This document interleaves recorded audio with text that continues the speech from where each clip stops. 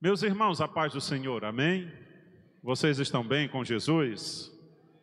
E Jesus está feliz e bem com vocês? Maravilha, maravilha. Isso é bom. Feliz, irmã Mônica, Mateus, Isaac, bênção de Deus.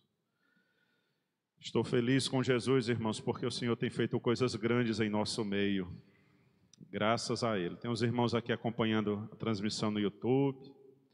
Ruberval, a missionária Janaína, a Sara, Luiz Henrique, lá em Portugal, ó.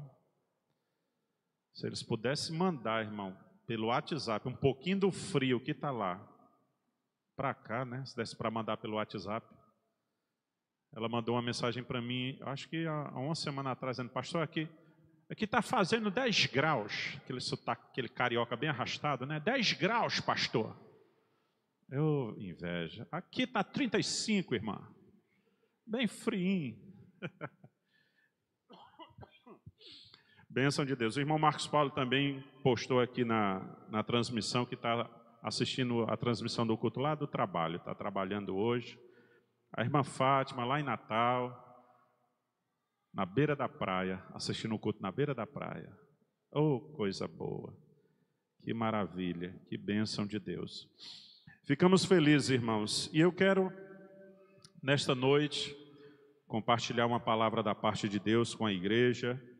Eu peço que os irmãos, sentados mesmos, tá bom? Abra sua Bíblia na primeira carta do apóstolo Paulo aos Coríntios, no capítulo 10. Primeira aos Coríntios, capítulo de número 10. Quero render graças e louvores ao meu Deus pelos nossos irmãos que nos visitam nesta noite. Você que já vem nos visitando algumas vezes, você que nos visita pela primeira vez, você é muito bem-vindo a essa casa, tá bom? Que Deus abençoe e eu tenho certeza que Ele já recompensou os teus passos. Primeira carta aos Coríntios, capítulo 10, nós vamos fazer a leitura de um versículo, que é o versículo de número 31. Primeira aos Coríntios, 10, 31. Estava sem tossir, rapaz, a tosse reapareceu agora à tarde. Vai-se embora, bicha véia. Primeira aos Coríntios, capítulo 10, versículo 31. Aliás, versículo 13, me perdoem. 1 aos Coríntios 10, 13. Inverti, né? 13. Nos diz assim a palavra de Deus. Não sobreveio a vocês nenhuma tentação que não fosse humana. Não sobreveio sobre vocês nenhuma tentação que não fosse humana. Mas Deus é fiel e não permitirá que vocês sejam tentados além do que podem suportar. Pelo contrário, juntamente com a tentação ou provação, o Senhor proverá livramento para que vocês a possam suportar. Jesus, que coisa maravilhosa e poderosa é a tua palavra. É uma palavra que consola, renova, fortalece e que exorta. E nós te agradecemos, meu Deus, por esta palavra, Pai. E pedimos que o Senhor fale conosco de uma forma poderosa através da mesma. Assim, pedimos e agradecemos em nome de Jesus. Quem crê e recebe a palavra diz: o Deus que nos sustenta é o tema da nossa reflexão nessa noite. O Deus que nos sustenta. Com a graça de Deus, meus irmãos, eu desejo falar a respeito do poder de Deus para nos sustentar em toda e qualquer situação. Poder de Deus para nos sustentar em toda e qualquer situação. O apóstolo Paulo, nesse versículo, ele nos traz uma convicção de fé e confiança no Deus que nos sustenta. Diante desta palavra, podemos confiar plenamente no Senhor Jesus para nos sustentar em meio às lutas e às aflições dessa vida. Então, primeiro de tudo, nós precisamos confiar ou precisamos aprender a confiar em Deus, que nos sustenta para nós passarmos e enfrentarmos toda e qualquer situação. É uma afirmação absoluta. Como é o nome disso, hein? E não solta não, é? É uma afirmação absoluta e verdadeira, irmãos, que nós devemos confiar no Senhor. E essa palavra, irmãos, ela traz um certo refrigério e uma certa esperança. Porém, eu preciso que os irmãos prestem bem atenção. Esse versículo, ele não está isolado, embora muitas vezes ele seja tomado e pregado de forma isolada. O contexto do capítulo 10, irmãos, é uma exortação do apóstolo Paulo à igreja de Corinto. E não precisa nem a gente ler o capítulo 10 todo.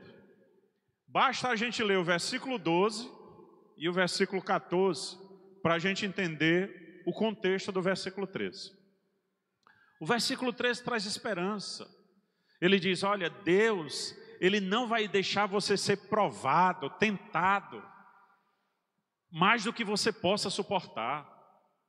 E se por acaso acontecer de a luta vir mais forte do que você, Deus vai te amparar, Deus vai prover o livramento, e você vai conseguir passar por essa aflição e vai cantar o hino da vitória. É uma verdade, é uma afirmação. Porém, irmãos, o negócio ficou preso no meu dedo, é? Misericórdia. Jesus do céu. Porém, irmãos, quando nós olhamos o versículo 12, olha o que o versículo 12 nos diz. Por isso, aquele que pensa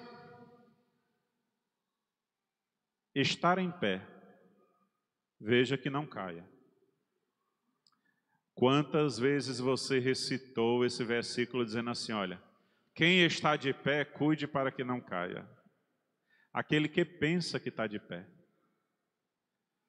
vigie, cuide para que não caia. Esse é o versículo 12. Agora olha o versículo 14. Portanto, meus amados irmãos, fujam da idolatria. Então, irmãos, o versículo 13, ele é um versículo que traz esperança. Mas se a gente pegar ele isolado, a gente vai pensar que esse versículo é para qualquer um. Basta você tomar posse dele que tudo vai dar certo na tua vida. E não é. Quando nós entendemos aonde ele está colocado, irmãos, primeiro diz, tenha vigilância. Quem pensa que está de pé, cuide para que não caia. Antes disso, o apóstolo Paulo vem traçando todo um ensinamento para a igreja de Corinto sobre a idolatria. Ele vai falar de quedas que o povo de Deus no caminho do deserto sofreu por causa da idolatria. Quando ele termina de falar essas coisas, ele olha e diz, quem pensa que está de pé, cuide para que não caia. Olha o povo de Israel, olha o exemplo. Aí quando ele diz, mas o Senhor é poderoso para sustentar vocês, para manter vocês de pé, então confie no Senhor. Quando ele termina de dizer isso, ele diz assim, portanto, fujam da idolatria. E aí ele vai discorrer um pouco a respeito disso, a respeito de nós termos cuidado e sermos vigilantes a respeito da idolatria. Então, irmãos, preste bem atenção. Os irmãos estão me ouvindo? Se você está vivendo uma vida de qualquer jeito, não tem compromisso com Deus, não tem compromisso com a palavra de Deus, não tem compromisso com a igreja de Deus, se conserte. Se conserte. Essa palavra para você é de conserto. Não venha querer receber bênção prometida de Deus se você está com a vida toda errada. A única bênção que Deus tem prometido para quem está com a vida toda errada é a reconciliação se ele se arrepender. Se você se arrepender, você tem a bênção da reconciliação. Mas se você quer viver uma vida desregrada, não quer compromisso com Deus, não quer compromisso com a palavra de Deus, não quer compromisso com a igreja de Deus, então, irmão, ou você se ajeita, ou você está no caminho do inferno. Se você vive uma vida de idolatria, não, pastor, não tem nenhuma imagem lá em casa não, Ave Maria cheia de graça. Mas você idolatra seu trabalho, você idolatra seus filhos, você idolatra o dinheiro. Então, irmão, ou você se conserta com Deus, ou você vai para o inferno. Mas se você se arrepende e se conserta com Deus, aí tem bênção. Aí tem um sustento de Deus para a tua vida. Aí tem um sustento de Deus para a tua família. Tem um sustento de Deus para a tua casa. Tem um sustento de Deus, irmãos, mesmo em meio às aflições que você venha a enfrentar. E a Bíblia diz, são palavras de nosso Senhor Jesus, que no mundo tereis, mas tem de bom ânimo. Eu venci o mundo, diz o Senhor. O apóstolo Paulo, ele nos diz, escrevendo aos Filipenses no capítulo 2, ele diz que foi-nos dado uma graça, não somente de crer em Jesus, mas também de sofrer por causa de Jesus, de sua palavra e de sua obra. Mas no meio de tudo isso, irmãos, à luz de 1 Coríntios 10, 13, nós temos essa palavra de esperança. O Deus que sustenta. E eu poderia aqui agora fazer até a mudança do tema. O Deus que sustenta o crente fiel. Né? Porque quando eu digo Deus que nos sustenta, todo mundo aqui com a vida esbagaçada, não quer compromisso com nada. Eu fui na igreja BBS e o pastor liberou uma palavra para mim e eu peguei. Eu estou liberando palavra, não eu, o Espírito Santo, para quem quer compromisso com Deus, irmão. Para quem quer compromisso com a palavra de Deus. Não sou eu quem diz, é a Bíblia Sagrada. Para o insensato, o que é que tem? Vocês não estão lendo mais provérbios, não? Ou vocês estão lendo nessas Bíblias novas, que a tradução é toda bagunçada? Para o insensato, irmão, é vara, é peia. Então, queridos, como podemos confiar que Deus nos sustenta? Como podemos confiar que Deus nos sustenta? Eu creio, irmãos, que algumas palavras que eu vou citar aqui, inspiradas pelo Espírito Santo, vai trazer o refrigério para você. Vai trazer o refrigério para você. Em primeiro lugar, como eu posso ter a certeza, a convicção e confiar que Deus me sustenta, pastor? No meio de tantas lutas que eu tenho enfrentado, no meio de tantas aflições. Em primeiro lugar, irmãos, porque o Senhor está sempre ao nosso lado. Amém? O Senhor, o Deus Todo-Poderoso, está sempre ao nosso lado. Observe o que o apóstolo Paulo diz no versículo 13 de 1 Coríntios 10. Ele diz assim, olha: não sobreveio a vocês nenhuma tentação que não fosse humana. Tentações humanas. O apóstolo Tiago diz, de onde vêm as guerras? De onde vêm as lutas de vocês? Aí ele vai dizer assim, olha, dos prazeres, dos desejos que guerreiam aonde? Dentro de nós. Dentro de nós. Então, a maioria das provações que nós sofremos, claro, tem provações que são, de fato, enviadas por Deus até para nos disciplinar.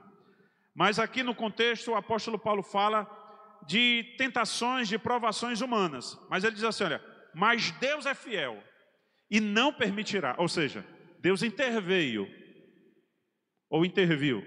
na situação. Significa dizer, irmãos, que Deus está sempre presente e no controle de tudo. Deus está sempre presente no controle de tudo. O apóstolo Paulo, ele deixa bem claro, mas Deus é fiel. E Ele não permitirá, e aí ele discorre o versículo. Irmãos, às vezes, os irmãos estão me ouvindo direitinho? Às vezes, e em muitas vezes, nós pensamos que estamos sozinhos. E por isso queremos desistir. Porque pensamos que estamos lutando sozinho. A situação ela é tão crítica, ela é tão grave, que ninguém consegue nos ajudar. E aí a coisa se torna cada vez pior.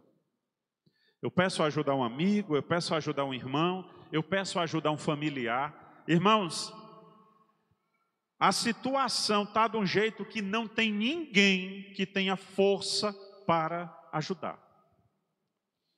E aí, devido a essas circunstâncias, o que é que a gente pensa? Eu estou sozinho nessa. Falei com a minha irmã, ela não conseguiu me ajudar.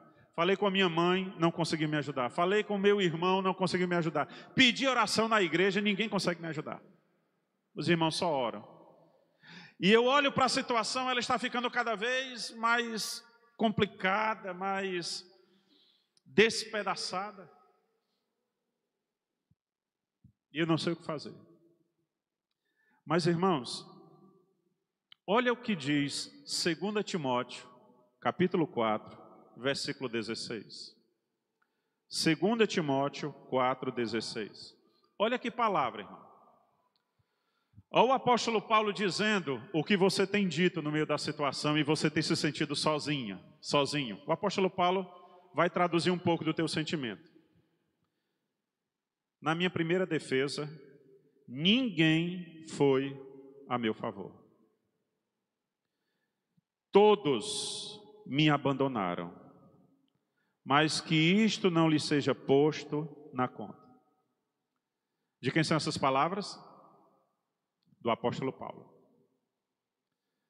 Quem já teve a experiência maravilhosa de ler todo o Novo Testamento e ver o quanto esse homem, usado por Deus, fez.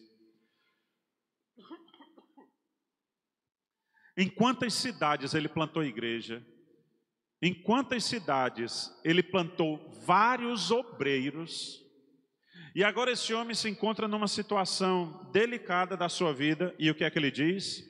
Todos me abandonaram. Ninguém veio ao meu auxílio, ninguém veio ao meu socorro. São palavras do apóstolo Paulo. Agora, por favor, confira comigo o versículo 17. Ele diz assim: mas o Senhor esteve ao meu lado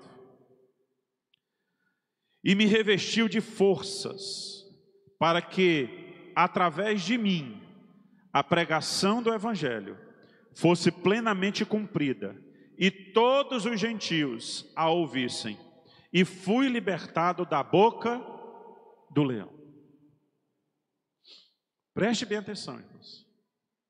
Todos me abandonaram, diz o apóstolo Paulo, mas o Senhor esteve ao meu lado. Eu acredito que essa palavra caiba em sua vida, ou na vida de alguns aqui presentes. Não é nem que todos te abandonaram, é que todos não conseguem te ajudar nessa situação. Mas o Senhor, Ele está ao teu lado. E o Senhor tem poder para resolver toda e qualquer situação. E o Senhor tem poder. Ele, o Senhor, escute esta palavra. Não é palavra de autoajuda, é ajuda do alto.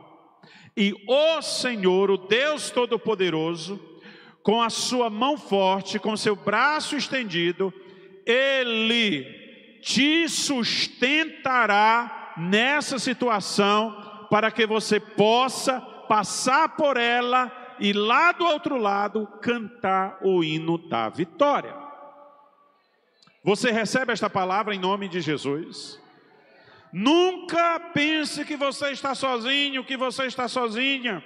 Pode ser que os homens tenham te abandonado, pode ser que os homens não tenham forças para te ajudar. Apesar de muitas vezes nós pensarmos que estamos sozinhos, mas Deus nunca abandona os seus. Deus nunca abandona os seus. Deus nunca abandona os seus. Eu quero que você se agarre com esta palavra. Eu quero que você se abrace com esta palavra. Deus está contigo. Deus está te sustentando. Deus está guerreando as tuas guerras. Deus está guerreando as tuas guerras. Pastor, então eu posso crer, pastor, que Deus me sustenta. Ah, meu irmão, creia. Agora isso aqui é o seguinte: eu não posso fazer isso por você, ninguém pode fazer isso por você. É uma decisão sua. Crer no Senhor Jesus. Confiar no poder de Deus. Irmão, o justo ele anda pela fé. Ele tem que confiar em Deus. Ele tem que confiar que o Senhor é poderoso para fazer, para desmanchar, para refazer. Ele é Deus. Você crê nessa palavra? Ah, Senhor, aumenta a nossa fé, meu Pai, para nós crermos que o Senhor está no controle dessa situação e que a Tua mão poderosa nos sustenta. Tem aquele lindo louvor, né? A Tua mão que me sustenta, a Tua mão que me alimenta. Acho lindo esse louvor, né? Queria saber ele para me cantar com vocês, mas eu não sei a letra. Em segundo lugar, pastor, como ter essa convicção, essa confiança, pastor, que Deus está nos sustentando? Sabe por quê, meu filho e minha filha? Porque o Senhor é quem te dá forças.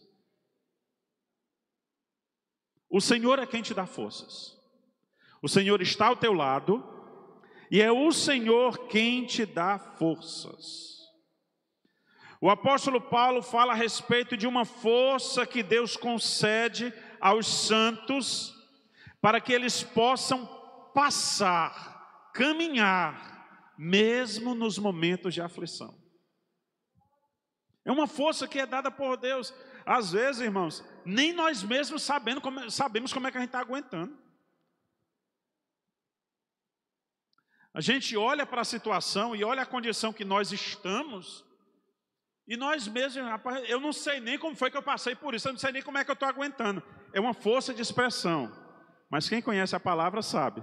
Você está suportando, você está aguentando e você está passando, porque a mão de Deus está te sustentando e te dando forças. É a mão de Deus. Irmão, não existe outra explicação. É a mão de Deus. É a mão de Deus te fortalecendo. Olha o que a palavra de Deus nos diz, irmãos. Olha isso aqui. Primeiro livro de Reis, capítulo 19, versículo 4. Primeiro livro de Reis, capítulo 19, e o versículo de número 4. A rainha Jezabel, mulher que aquela mulher não tinha demônio. Jezabel, ela não ficava endemoniada. Era o demônio que ficava enjazebazelzado. De tão ruim que essa mulher era. Não era Jezabel que ficava endemoniada, era o demônio que ficava jezabelzado. É assim, jezabelzado, de tão ruim que aquela mulher era. E aquela mulher libera uma ordem. Acabe não mandava em nada, quem mandava era Jezabel. Ela deu uma ordem que era para tirar a vida do profeta Elias, porque o profeta Elias tinha derrotado os profetas de Baal e da deusa Azerá, e ainda tinha matado os profetas. E aí, olha isso aqui. Quando Elias recebe a notícia que Jezabel tinha colocado a cabeça dele a prêmio. Olha isso aqui. Ele mesmo, Elias, porém, foi para o deserto, caminhando um dia inteiro. Ele mesmo foi para o deserto. Ele mesmo. Às vezes nós crentes, a gente diz assim, irmão, como é que está, irmão? Estou passando pelo deserto. Mas a gente não passa pelo deserto porque quer, né? É as situações. Elias caminhou com as próprias pernas. Por fim, ele sentou-se debaixo de um zimbro, de uma árvore, e ele sentiu vontade de morrer. E orou. Interessante. Sentiu vontade de morrer e orou. Irmão, Deus tem cada coisa. E ele orou. Como foi que Elias orou? Senhor, basta, Senhor. Lhe tirar a vida. Ele deitou-se e dormiu debaixo de um zimbro. E eis que um anjo tocou nele e lhe disse: levante-se e coma. São duas palavras que um depressivo definitivamente não quer ouvir, né? Se levantar e comer. Mas foi assim que o anjo falou. Elias olhou e viu perto da sua cabeça. Irmão, Deus tem cada coisa. Olha o que foi que Deus... Mas rapaz, um pãozinho assado sobre as pedras, pão na chapa, é?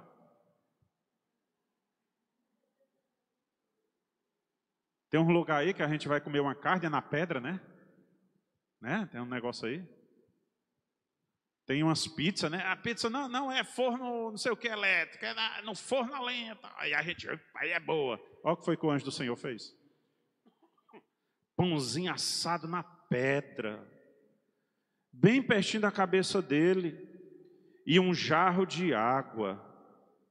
Aí o Elias, muito besta, olha, comeu, bebeu, se deitou de novo. Isso era crente, viu, irmão? Isso era crente. Comeu, bebeu e se deitou. Parecia os crentes na pandemia, né, irmão? Comeu, bebeu e se deitou. Quando passou um tempinho, o anjo do Senhor voltou, tocou nele e lhe disse: levante-se e coma. Agora a fala é diferente. Porque a viagem será longa. É como se Deus dissesse assim: tu pensa que eu estou te dando comida de graça? Tu pensa que eu entreguei esse dom a ti para tu ficar brincando, foi?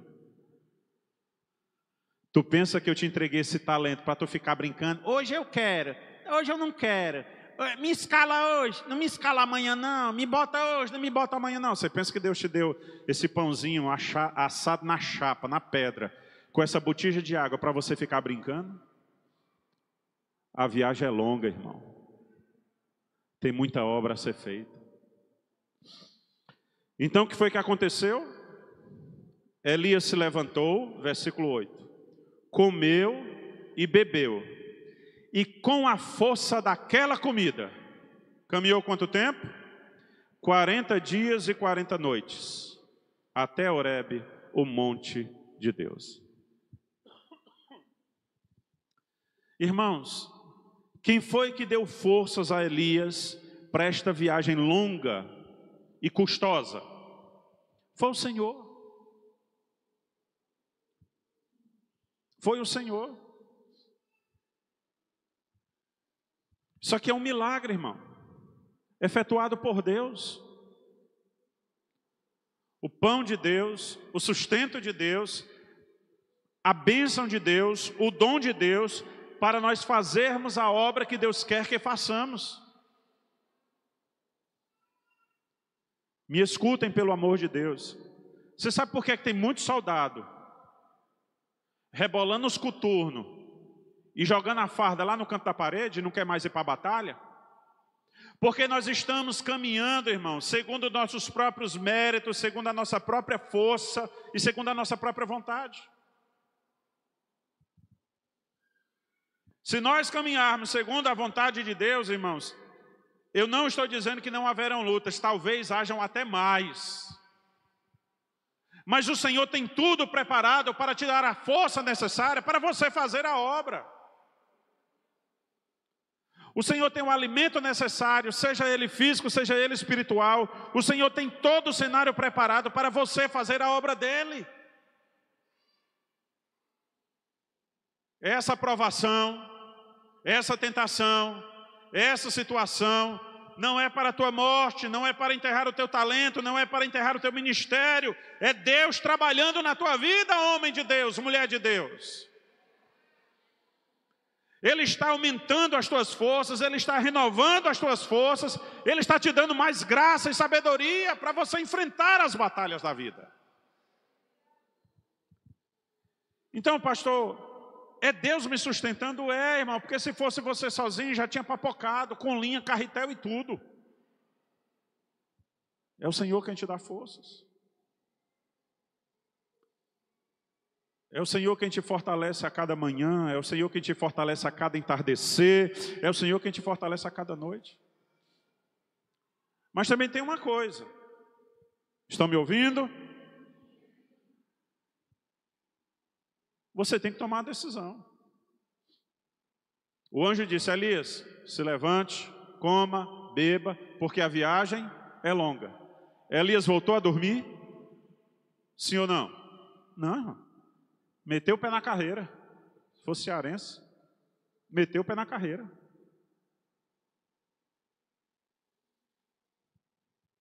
Irmãos, eu vou repetir aqui algo. É até certo ponto áspero e grosseiro. Mas eu vou falar. Irmão, tem muita gente que está sofrendo por causa de preguiça. Por causa de orgulho. Porque acha que pode fazer a obra de Deus do seu jeito.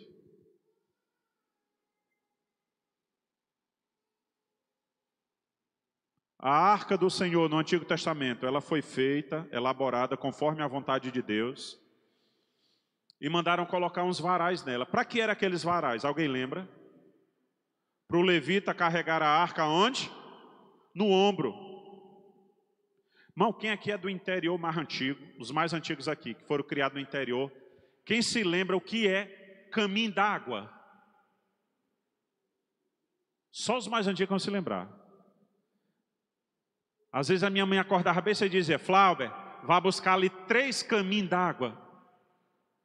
Caminho d'água. Aí sabe o que era? Uma vara desse tamanho assim, ó, que a gente chamava cambão, com 2 arames na ponta, para carregar 2 baldes, um em cada ponta.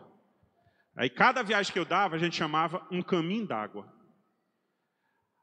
Os mais antigos, né, quando o menino mijava demais na rede, a rede se rasgava, não era? Pegava o resto da rede, fazia pano de chão, fazia a mãe dobrava e botava no meu ombro. Porque senão sangrava, irmão. Eu botava no ombro para me botar o cambão aqui e carregar os baldes d'água. Irmãos, às vezes andava 1, 2, até 3 quilômetros para buscar um caminho d'água.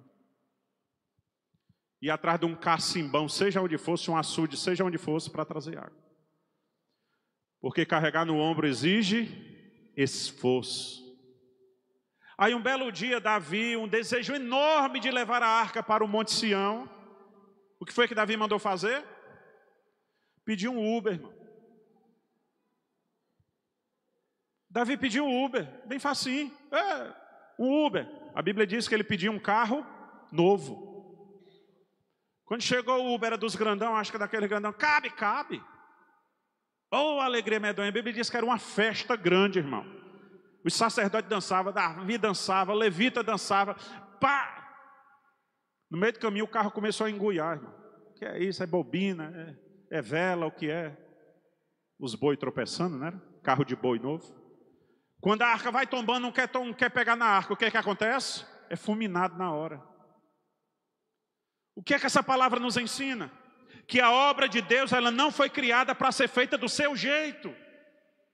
A obra de Deus, ela não foi criada para fazer do meu jeito. A partir do momento que eu quiser fazer a obra de Deus do meu jeito, não é mais obra de Deus, é obra do homem. A obra de Deus exige esforço, e quando eu não tiver mais força para fazer a obra de Deus, Ele renova as minhas forças. Irmãos, os levitas carregavam essa arca por não sei quantos quilômetros. A Bíblia diz em Levítico que era uma nuvem, aliás, Levítico é Números? Acho que é Levítico. Que era uma nuvem. Quando a nuvem parava, a comitiva todinha parava com o tabernáculo. Se a nuvem passasse ali 2 dias, era 2 dias o tabernáculo parado. Quando a nuvem se movia, todo mundo carregava. E eles corriam. Irmão, foi 40 anos no deserto, carregando aquele tabernáculo para lá e para cá. A Bíblia não registra nenhuma notícia. Se aconteceu, a Bíblia não registra de nenhum levita que morreu carregando a arca no ombro. Mas quando quiseram carregar num carro novo, gente morreu. O Senhor te chamou para quê, meu bichinho, minha bichinha? Para você ficar observando os erros de quem está fazendo o que era para você estar fazendo? Não é confortável, né? Ficar sentado nessa cadeira aí dizendo, né, essa interpretação do texto aí do pastor está errada. Não é bom ficar sentado nessa cadeira dizendo, os obreiros estão fazendo errado. Não é bom ficar sentado nessa cadeira dizendo aí, o Gideu errou a nota, o Gideu errou a letra. O pastor deu a nota na harpa cristã, entrou na... Não é bom a gente ficar criticando? Mas não se esqueça, irmão, que quem está fazendo, seja do jeitinho errado ou não sendo bem feito,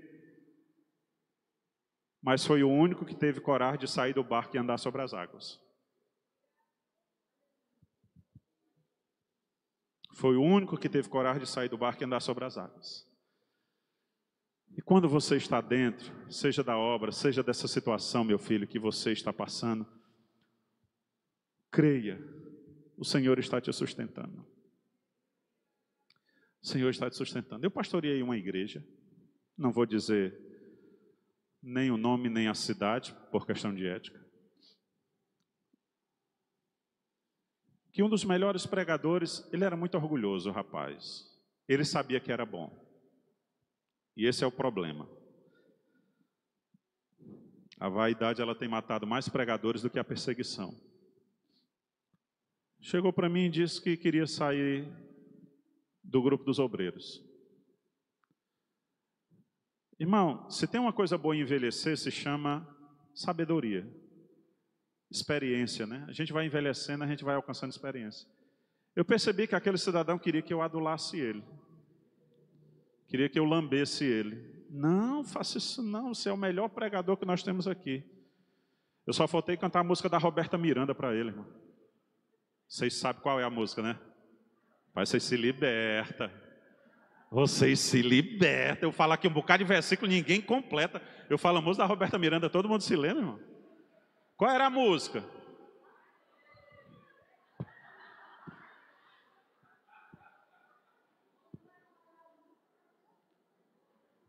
O programa Qual é a Música? É? Rapaz, vocês botaram a minha pregação agora toda a perder. Eu não tenho mais jeito nem de dar as bênçãos apostólicas agora. E agora, o que é que eu faço? Eu vou fazer o apelo, né? Eu acho que vai ser a maior colheita da IBBS se eu fizer o apelo agora, né? Vai vir todo mundo. Mas eu estava falando de quê? Do pregador vaidoso, né? Irmãos, quando o cidadão viu que eu não ia lamber ele, e ele viu que não tinha mais volta, que a decisão estava tomada, todo o culto o bichinho estava no banco.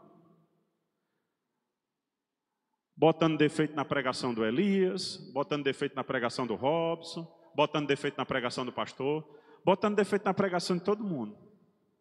E um dia ele veio falar comigo. Pastor, o senhor botar o Elias para pregar um dia de domingo, a igreja cheia. Pastor, como é que o senhor faz isso? Eu chamei ele e disse assim, por que você está reclamando? Não, pastor, não estou reclamando não, estou só dando um toque ao senhor, Rapaz, você não tem direito de falar nada aqui não. Você não tem direito de falar nada aqui não. Porque você tinha a opção de estar fazendo. O que foi que você fez? Por causa da sua vaidade, do seu orgulho besta, você não quis mais fazer. Então, meu amigo, sente no seu canto aí, espere agora o tempo de Deus. E deixe que o irmãozinho lá, o irmão Elias, o irmão Robson, o pastor Flávio, vão lá. Deus, pela misericórdia dele, está usando a vida dos irmãos e edificando a igreja. Passou-se, se não me falha a memória, 2 meses, irmãos. O rapaz chegou lá e disse, pastor, eu não aguento não. Eu tenho um chamado, eu tenho. Seu chamado é para pregar, não é para estar criticando o pregador. Seu chamado é para fazer a obra, não para ficar encontrando um defeito na obra que os outros fazem. Quando você se coloca para fazer a obra, quando você se coloca para fazer o que Deus te mandou fazer, Ele te dá as forças de vida. Creia nisso, irmão. E dentro dessa situação, desse contexto que você está enfrentando, o Senhor te sustenta. O Senhor te alimenta. Em terceiro lugar, como eu posso ter convicção, pastor, de que o Senhor me sustenta? Porque o Senhor te capacita, homem de Deus, mulher de Deus. O Senhor te capacita. Olha, o apóstolo Paulo nos fala a respeito de uma capacitação dada pelo próprio Deus, para que os santos possam suportar as dores que eles estão enfrentando no meio das lutas. 1 Coríntios 10, 13, Deus é fiel, não permitirá que vocês sejam tentados além do que vocês podem suportar, pelo contrário, juntamente com a tentação, o Senhor proverá livramento para que vocês possam suportar. É interessante que a Bíblia não diz que Deus vai tirar a provação. A Bíblia está dizendo que Deus vai capacitar os seus santos para suportar e passar por ela. Eu li um livro, e já estou lendo ele pela segunda vez, presente que o diácono Evaldo me deu. Irmão, pelo amor de Deus, leia esse livro, se você não ficar mais crente. A Insanidade de Deus. O título do livro. A Insanidade de Deus. Você encontra bem ligeirinho na Amazon. A Insanidade de Deus. São dois livros. A Insanidade de Deus e a Insanidade da Obediência. Mas você precisa ler primeiro a Insanidade de Deus. É o missionário americano que foi fazer missões na Somália em 1992, em plena guerra civil. Eu já falei desse livro aqui. Irmãos, é muito forte a maneira como Deus usou aquele homem. E depois que ele voltou das missões na Somália, Deus colocou no coração dele um projeto dele sair visitando todos os países onde o evangelho, a pregação do evangelho era proibida e a igreja era perseguida. E ele fez uma série de entrevistas com vários pregadores da igreja perseguida. E o que me chamou a atenção, irmãos, é porque tinha algo em comum entre os crentes da igreja perseguida. Era assim. Muitos deles foram torturados. Alguns até a morte, outros sobreviveram. Na Rússia, tem um testemunho nesse livro que fala de um homem que ele foi preso por pregar o evangelho, e todas as manhãs, quando o guarda chegava com o café da manhã dele, vocês ainda vão jantar, né?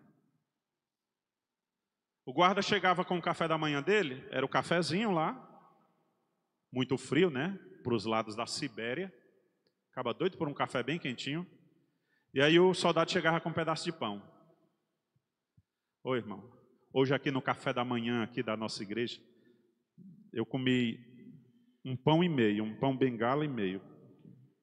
É uns que a irmã Karine traz ali de uma panificadora ali no Bom Sucesso. Irmão, o bicho é bom. É um bengala e meia para mim. Aí as meninas aí passam aquela manteiguinha mesmo. Aquela manteiga mesmo, não é aquele sebo não, irmão. Aquela manteiga mesmo. Oh, irmão. Eu como tanto que quando chega na hora do almoço eu não tenho nem fome. Aí o rapaz lá na prisão russa, por pregar o evangelho, quando ele abria o pão dele, sabe o que é que tinha? O soldado tinha passado cocô, fezes humanas. O próprio soldado, ele fazia a necessidade fisiológica dele no pão do rapaz. E ele era obrigado a comer.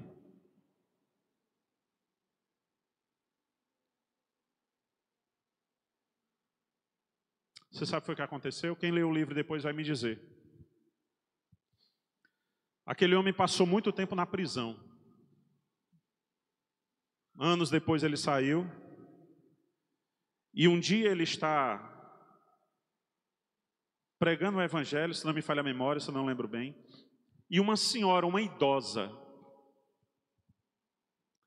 pede oração a ele, pede que ele vá até a casa dela para orar com ela, uma senhora idosa. Ele vai com aquela senhora, aquele homem que foi preso. Quando chega na casa da idosa, ela, eu quero que você ore no meu filho, ele está doente, ele está cego. Quem era o doente? O soldado. Ele foi lá, orou pelo soldado, o soldado aceitou Jesus. E havia algo em comum há algo em comum entre os cristãos da igreja perseguida. Porque muitas vezes a ajuda dos missionários dizia assim, ó, eu vou arranjar para você ir embora comigo para os Estados Unidos. para você fugir da perseguição. Ele dizia assim, ó, não, Deus me colocou aqui, para eu viver o evangelho aqui. E os seus torturadores e os seus perseguidores, Deus me colocou aqui para orar por eles, para pregar para eles aceitarem Jesus. Irmãos, pelo amor de Deus, humanamente falando, de onde é que vem essa capacitação? Não tem outra explicação. Ora, irmão, se eu passar ali agora e o Edilberto não me der a parte do Senhor, eu já vou passar uma semana sem falar com ele. Ele mandando mensagem de WhatsApp para mim, eu sem responder, porque ele não me deu a parte do Senhor. Olha como é nós. Aí o cara dizia, tinha outro tipo de tortura lá na Rússia. Não, essa é na China.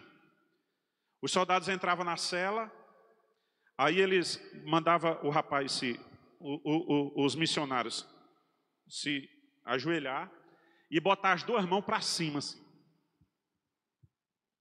Aí eles baixavam o cara dentro do vaso sanitário. Não é esse vaso sanitário alto igual o nosso, é aquele que é no chão, gente. Aí enfiava a cabeça do rapaz no vaso sanitário. De preferência quando o vaso sanitário estava bem colorido. E sabe o que é que esses missionários faziam? Eles oravam pelos soldados, para que Deus convertesse. Eu pergunto a vocês, de onde vem essa capacitação? O Deus lá daquele missionário russo, daqueles missionários na China, é outro, irmão? É outro? Só existe um. E todos nós adoramos Ele, o Rei dos Reis e o Senhor dos Senhores. É Ele quem capacita. Você acha que Deus não vai cuidar de você, irmão, nessa situação que você está passando? Nessa crise, nessa tortura psicológica, nessa tortura da sua alma que você está enfrentando com esse problema? Deus vai cuidar, irmão. Deus vai cuidar. Olha o que nós lemos em Juízes capítulo 6, versículo 14. Então, o Senhor se virou para Gideão e disse: vai nessa força que você tem e livre Israel das mãos dos midianitas. Não é verdade que eu estou enviando você? Gideão respondeu: ah, meu Senhor, como eu vou livrar Israel? Eis que a minha família é a mais pobre, a tribo é a menor, que é Manassés, e eu sou o menor da família menor. Como é que o Senhor vai fazer isso?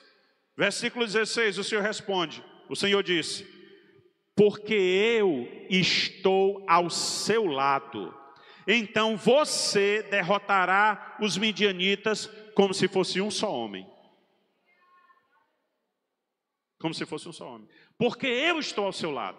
Porque eu estou contigo. Sou eu quem te capacito. Sou eu quem renova as tuas forças. Sou eu quem estou presente. Sou eu quem guerreio as tuas guerras. Eu sou o teu Deus. É Ele. É Ele quem te capacita. Caminhando para o encerramento, meus irmãos, eu quero que nós entendamos o seguinte nesta noite: o Espírito Santo está nos enviando uma palavra de renovo de forças e de esperança para nós continuarmos crendo e confiando no seu poder. Olhem para mim, bando de crente. Que negócio é esse, irmãos, que está invadindo o seio da igreja do Senhor? De que por qualquer luta nós estamos desistindo da batalha? Por qualquer provação que está nos aparecendo, nós estamos entregando os pontos. Deus não nos chamou para isso, irmão. Deus nos chamou para guerrear pela fé que uma vez foi entregue aos santos. E o Senhor, Ele está ao teu lado. Você crê? Ou você está concordando só porque para ficar bonito como pregador? Creia no poder de Deus. Creia no poder de Deus. O Senhor, irmãos, é Ele quem te dá forças. Se você está sentindo falta de forças, ore. Senhor, renova as minhas forças. É o Senhor quem te capacita, irmão. É o Senhor quem te capacita.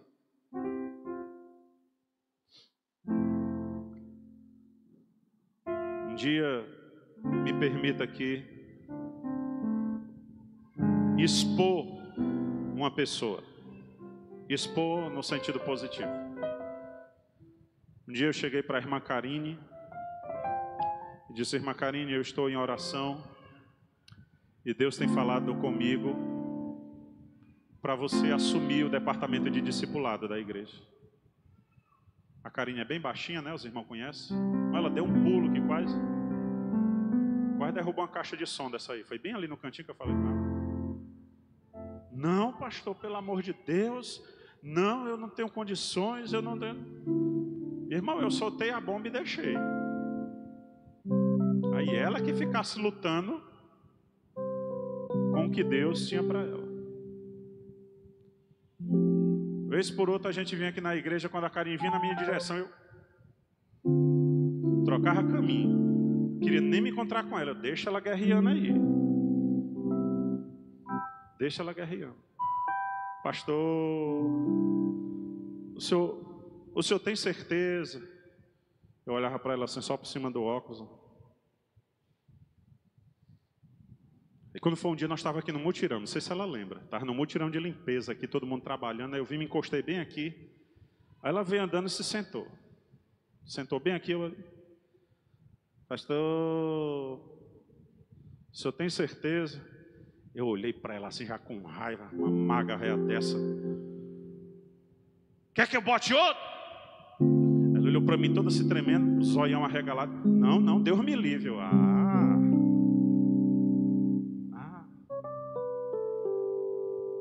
Aí aceitou. Aí chegou o momento da gente formar a turma. Não, pelo amor de Deus, que eu não sei dar aula, que eu não sei o quê, que eu não sei o quê. E eu nem escuto o barulho da mutuca. Diz, Karine, eu vou ajudar. Só ajudando tá certo. Organizamos. Eu dei 3 aulas. Comecei dando 3 aulas, não me falha a memória. No outro domingo eu disse, domingo eu não vou estar na igreja não. E quem é que vai dar aula? Você, cidadão. Formamos o grupo do batismo, a classe de batismo. Claro, eu dei a maioria das aulas. Todas as aulas a Karine estava junto, a Tiesca estava junto. E a coisa foi transcorrendo quando chegou o momento de nós organizarmos o batismo. Irmão, o único trabalho que eu, pastor Flávio, tive naquele batismo foi me acordar cedo para ir para lá e batizar os irmãos dentro da piscina. Foi o único trabalho que eu tive. Toda a questão logística foi a irmã Karine junto com o departamento de discipulado. E ela foi com os obreiros, ela foi com o departamento das mulheres, ela foi junto com o departamento discipulado, logicamente, fazendo todas as ligações. Quem participou do nosso último batismo viu o que aconteceu. Criou aí uma venda de uma sobremesa que nunca mais trouxe, não sei o que foi que aconteceu. Tão boa. E aí depois, lá no batismo, depois que a gente já tinha concluído tudo, os irmãos estavam todos, já as crianças todas se divertindo, os irmãos no coffee break. Aí a gente saiu, eu e a Karine, para ir acertar o valor do ônibus que nós tínhamos fretado.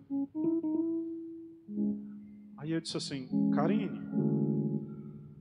a igreja vai precisar pagar o ônibus? Ela, não, pastor. Eu disse, vai não, minha filha. Pastor, com a venda das sobremesas, a gente conseguiu comprar tudo, a gente conseguiu fazer tudo, pastor. E Deus tocou no coração de alguns irmãos, os irmãos foram contribuindo, pastor. Os irmãos chegando para mim, pastor. Karine, quer que eu possa ajudar? Quer que eu possa ajudar? Pastor, e está aqui o dinheiro do ônibus, completinho. Por que é que eu estou contando esse testemunho, irmãos? Poderia ser a Karine, poderia ser qualquer outro líder. Estou falando isso porque eu acompanhei de perto o começo, quando ela recalcitrou contra os aguilhões. Para dizer, irmãos, que é Deus quem capacita. Nós só precisamos confiar em Deus, que Ele nos sustenta. Ele está ao nosso lado. Ele não é irresponsável. Nós só precisamos, irmãos, como dizem alguns, dar um passo de fé. Quando os sacerdotes tocaram as águas do Rio Jordão, as águas foram cortadas. Quando Moisés ergueu ali aquele cajado e orou, o Senhor partiu as águas do Mar Vermelho. É o Senhor quem nos capacita, irmãos. Quando Moisés disse, Senhor, o povo está aí chorando, o exército de Faraó está vindo. Qual foi a resposta de Deus? Por que clamas a mim? Toca nessas águas. É Deus quem te capacita, minha filha. para você passar por esse deserto e você vai chegar lá no outro lado e cantar o hino de louvor a Deus. É Deus quem te capacita, igreja, queridos obreiros, queridos líderes. É Deus quem te capacita, querido pastor. Mesmo no meio do deserto, mesmo que o inimigo pareça ser gigante, pareça ser bem maior, é Deus quem te capacita para passar por esse deserto e lá no outro lado cantar o hino da vitória. Quem crê e recebe esta palavra, por favor, se coloque de pé em nome de Jesus.